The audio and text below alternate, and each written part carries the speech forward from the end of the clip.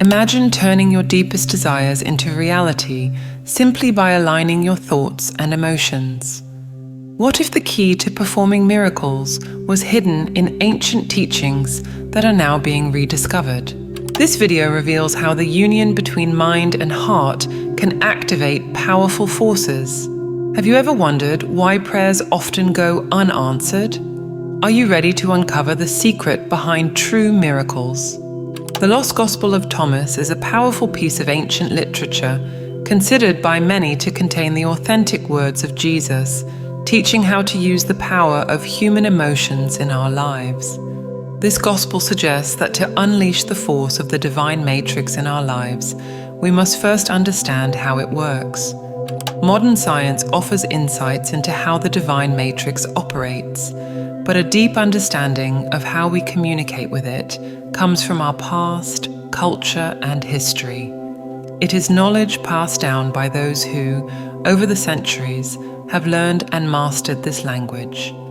The spiritual language mentioned in the Gospel of Thomas is universal and transcends various religious traditions, including Buddhism, Hinduism, Christianity, and pre-Christian belief systems.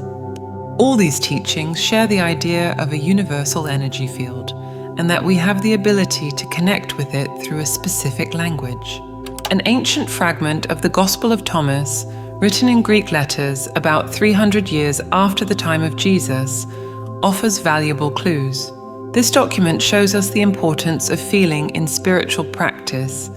Buddhist monasteries in Tibet teach that feeling is the essence of prayer. We must feel as if our prayers have already been answered. This concept echoes in ancient Egyptian texts, preserved before being edited over time.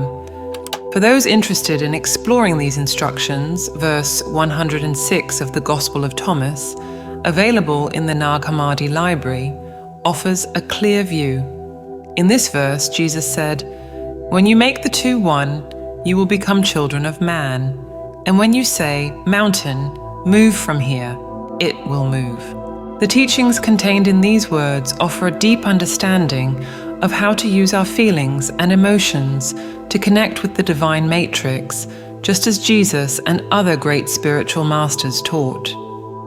The Lost Gospel of Thomas provides profound insights into the power of uniting thought and emotion.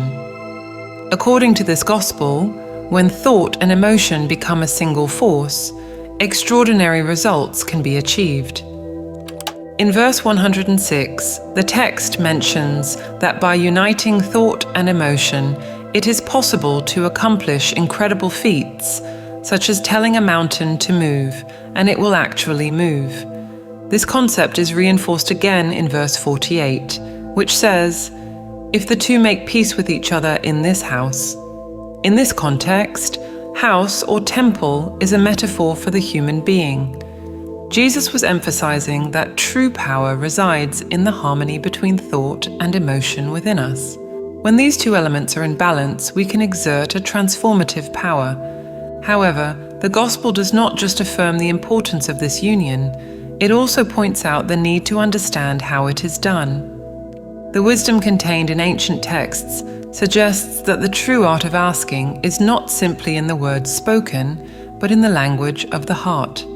The ancient Christian Bible, for instance, contains the passage, "Ask and you shall receive," but a deep understanding of this teaching reveals that the request must be made in a specific way, understood by the field of the divine matrix.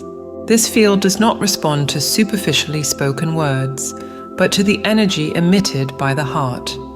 The human heart is a powerful source of electrical and magnetic waves, which constitute the true language recognized by the divine field.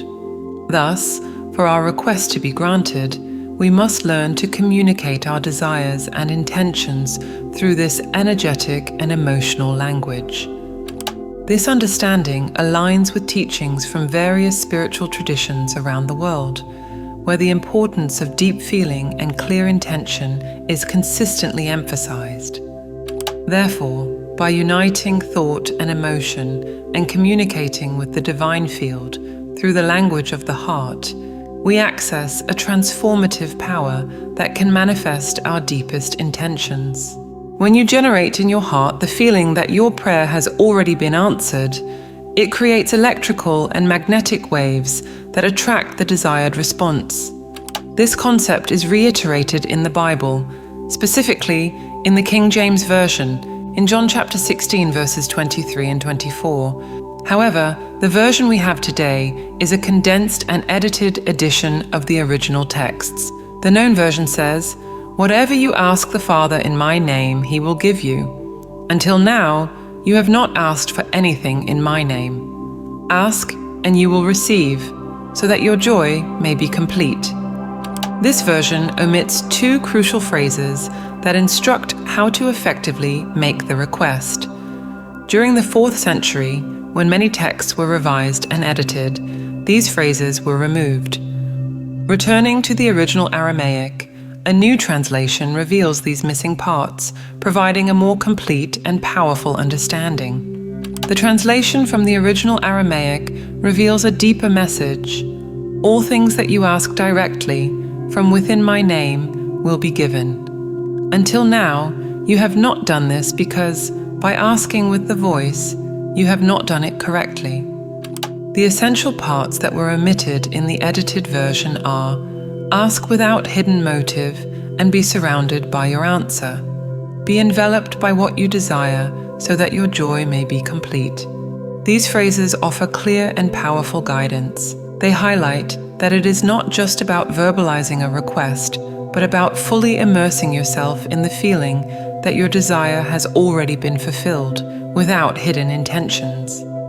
This creates a deeper and more authentic connection with the universal energy field, facilitating the manifestation of what you desire. This practice of visualization and feeling is more than a spiritual technique. It is a way of aligning your internal energies with the universal energy field. By doing so, you create a resonance between desire and reality, facilitating the manifestation of the request. This principle is recognized in various spiritual traditions and is seen as a central element in the practice of prayer and meditation. The key to asking and receiving, as described in sacred texts and teachings of great masters, is to unite thought and emotion, deeply feel that your desire has already been fulfilled, and live immersed in that reality. This is the path to transforming intentions into tangible realities. When you fully engage with what you desire, that's when your thought and emotion merge. Think about the healing of a loved one and feel the love of that thought. This union is the language the energy field recognizes. Ask without hidden motive. What does this mean? It means asking without judgment, without considering right or wrong, good or bad. This is exactly what Buddhist teachings tell us, to ask without judging, without ego, but with the heart. To be immersed means to feel as if the desire has already been realized.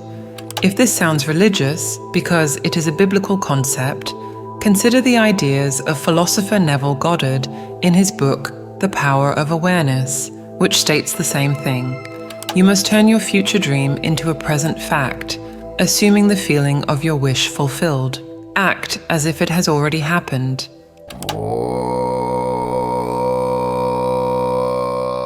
The chant wasa, which translates to already done, has its roots in Tibetan and Chinese healing traditions.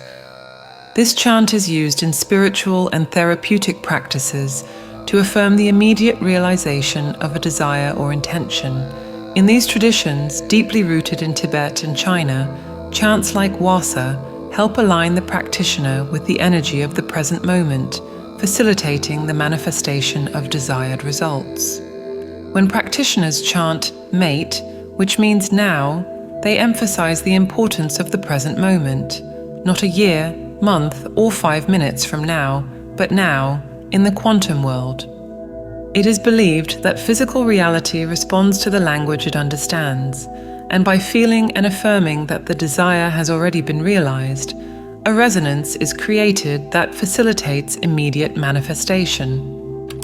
Buddhist traditions highlight the importance of the quality of feelings.